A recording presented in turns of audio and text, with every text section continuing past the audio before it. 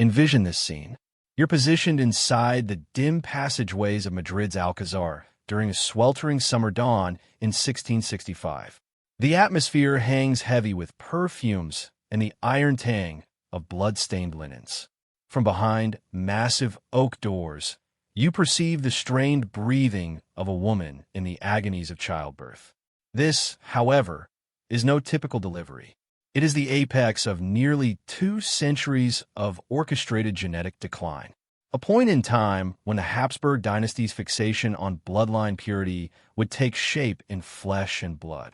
The woman lamenting beyond those doors is Queen Mariana of Austria, both niece and spouse to King Philip IV of Spain. You heard that right. Niece and wife. The man striding across the marble flooring is not only her husband and monarch, but also her uncle, her senior by 3 decades. The infant struggling to arrive in this world will become Charles II of Spain, and his very being will represent the grotesque outcome of royal inbreeding pursued to its terrifying, logical end. You can sense the dread seeping from the stonework like moisture. The courtiers murmur in hushed voices, their silk-clad feet making almost no noise as they move about nervously. They are aware, like everyone within the palace, that the Spanish Habsburg lineage is balanced on the brink of collapse. The prior heirs, Philip Prospero and Maria Theresa, perished young, their frames too frail to support life.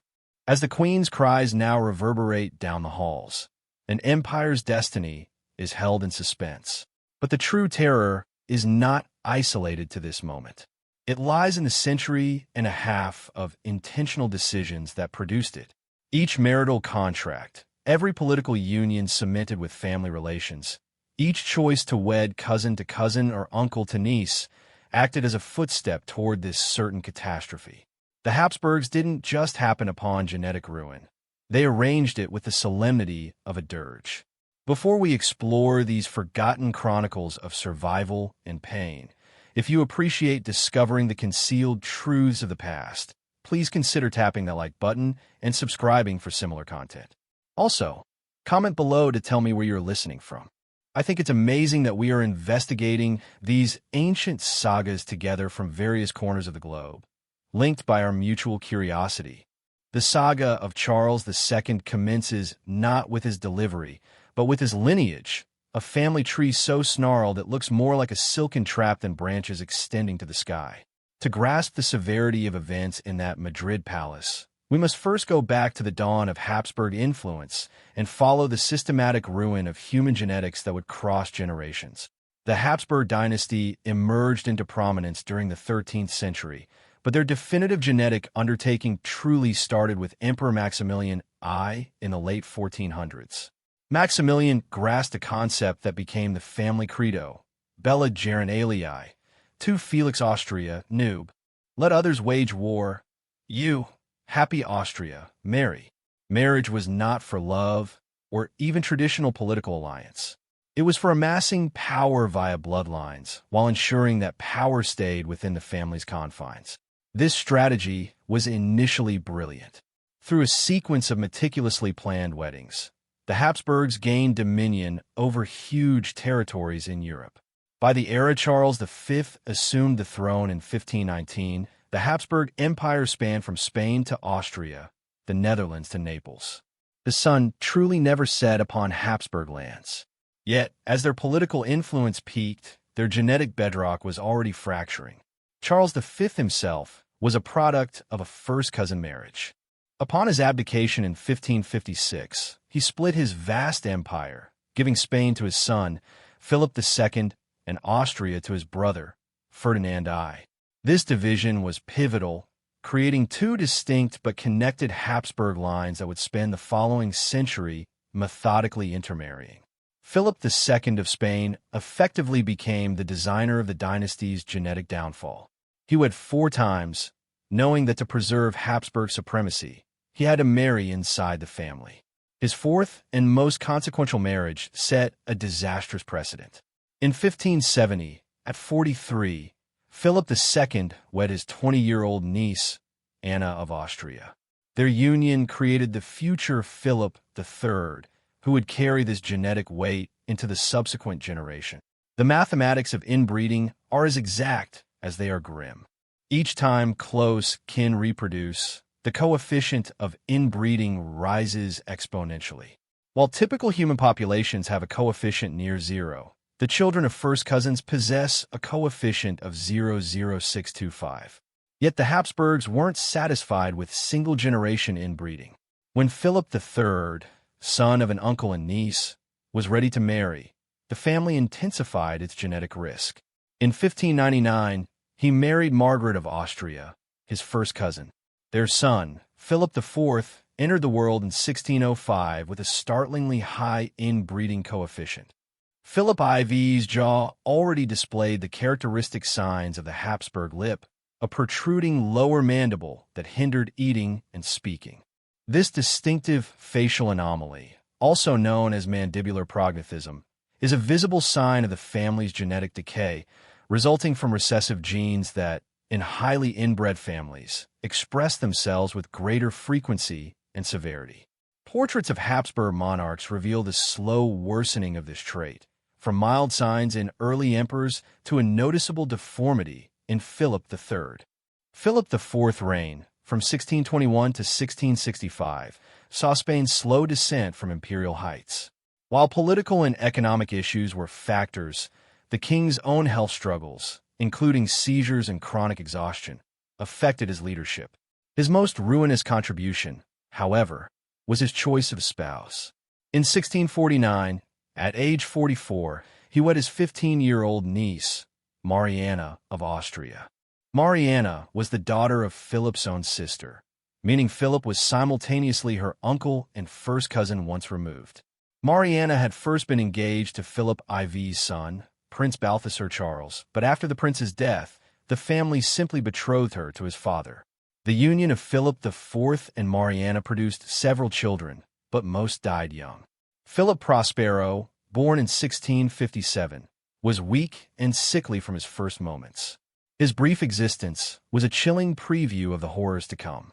He struggled to walk, spoke with trouble, and had frequent seizures before he died in 1661 at age 4, leaving the Spanish court desperate for another heir.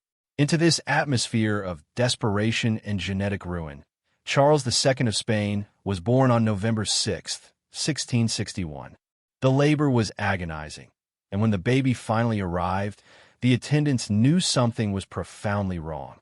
Charles II's appearance was horrifying, even by Habsburg standards.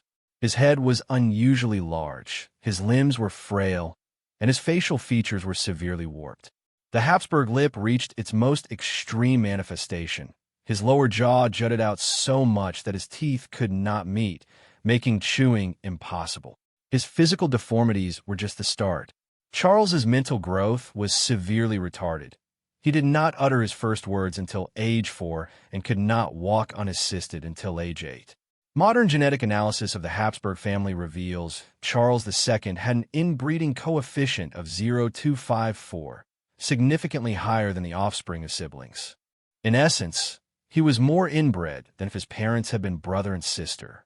This extreme level of inbreeding meant every harmful mutation accumulated in the Habsburg line over centuries was expressed in his tortured frame. He suffered from multiple genetic disorders, including severe mental and physical disabilities. The Spanish court tried to conceal the truth, but whispers of the bewitched king spread through Europe. Trapped in a failing body, Charles developed deep paranoia, believing he was under constant threat. His diet was limited to broths and soft foods he could swallow without chewing. The question of his marriage became a monarchical crisis. In 1679, a 14-year-old Charles was married to the beautiful French princess, Marie-Louise of Orleans. Her letters home offer a heartbreaking glimpse in a life with a husband she described as more dead than alive, unable to converse or father children. After 10 years, Marie-Louise died suddenly at 26, likely from the immense psychological strain. Charles's second marriage in 1690 to Maria Anna of Neuburg was equally futile. His mental state continued to crumble. He grew obsessed with the idea he was cursed spending fortunes on exorcists and staring for hours at his own distorted reflection in mirrors. By his late 20s, he appeared decades older, his body frail, and his mind increasingly lost. The king's personal decay mirrored the empire's decline. As he grappled with paranoia and seizures, Spanish territories crumbled. Foreign powers, no longer needing spies to confirm the monarch's incapacity, openly maneuvered for the spoils, transforming the inevitable war of the Spanish succession from a future threat into a present reality. The Spanish military, once Europe's most feared, became a hollowed-out force. On November 1st, 1700, Charles II of Spain died at the age of 38. An autopsy revealed the full scope of the genetic catastrophe. His organs were described as corrupted, his brain was undersized, and his reproductive system was so atrophied he could never have procreated. With his death, the Spanish Habsburg line was extinguished, immediately igniting the War of the Spanish Succession, a conflict that would consume Europe for over a decade. The story of Charles II stands as a grim, cautionary tale. A dynasty that had conquered continents and amassed unimaginable wealth had systematically bred itself into oblivion. In the shadowed corridors of the Alcazar, where our story started, a final silence fell.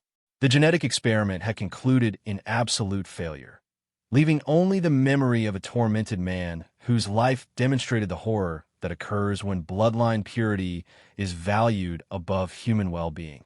The Habsburg lip vanished from the courts of Europe, but the lesson endured. Some triumphs are secured at a cost too dreadful to bear, and some monsters are created not by malice, but from the calculated hubris of those who think they can perfect nature itself. The queen who gave birth to a monster had merely delivered the inevitable result of her family's genetic gamble, a wager that cost them their empire.